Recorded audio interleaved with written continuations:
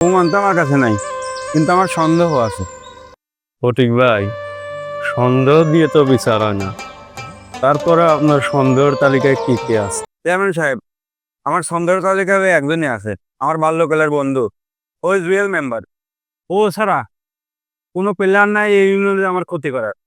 তার মানে আপনি বলতে চাচ্ছেন ওই জিএল মেম্বার আপনার পুকুরে বিষ দিতেছে? আজকে তো প্রমাণ ছাড়া আইছে চেয়ারম্যান সাহেব, এরপর দিন আসবো, সেদিন প্রমাণ নিয়ে আসবো না। পেরে গেলাম। আসসালামু আলাইকুম। ওয়ালাইকুম আসসালাম। A few moments later.